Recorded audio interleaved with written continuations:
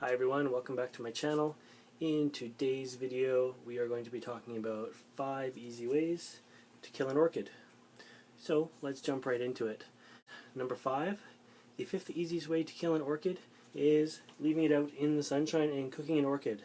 If an orchid gets too hot, it's going to die. Now this is a Vanda orchid and this is a slipper orchid.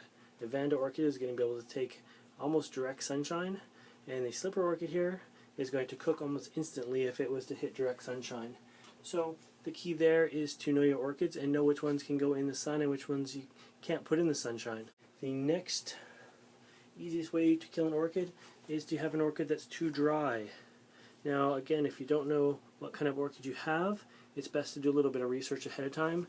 This orchid here is a Fragopedilum and it likes to be in a saucer of water. Now if you did this to most orchids, they are going to die, but just like this one here, Masdevallia, if you allow it to dry out for too long, it is going to die. Same with a Phalaenopsis or any other orchid. Remember to water them, put it on the calendar, give yourself a weekly schedule for watering orchids. Next easiest way to kill an orchid, let's bring up which guy we're going to work with here.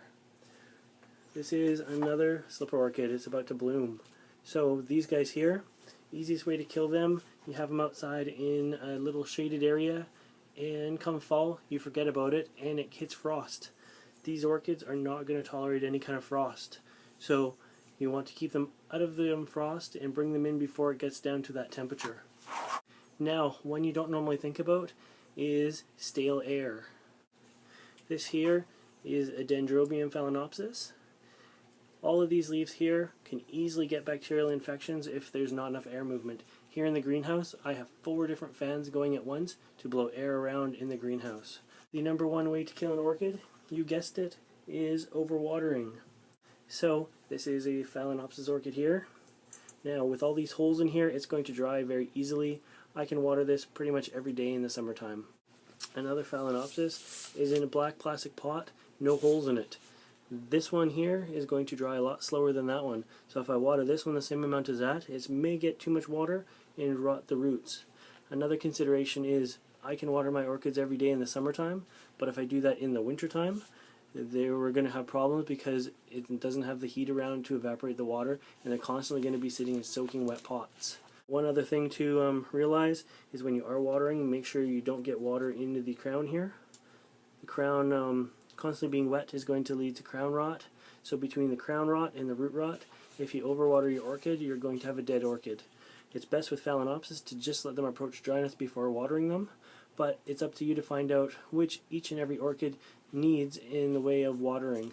Some like to be completely dry before they need to be watered again, and others like to be never dry at all and like to be sitting in a saucer of water. You can see it dripping there. That is the way this one grows because that's the way it likes it. If you were to grow this Phalaenopsis in this much water here, it's going to be a very short-lived Phalaenopsis. So that is the number 1 way to kill an orchid. Just to recap that, so we have too hot. If you leave them out in the summertime and it gets too hot, the sun's going to burn them and kill them. 4 is if we let it dry out too much. A lot of orchids don't like to be dried out at all. They don't have the pseudobulb reserve. Other orchids can take it a little better. Number 3 is going to be too cold. I put a lot of my orchids outside in the summertime. If I forget them out and it gets frosty one night in the fall, I'm potentially going to lose some orchids. Number 2 is air movement. In the greenhouse here, I have lots of air movement to keep bacterial and fungal infections away.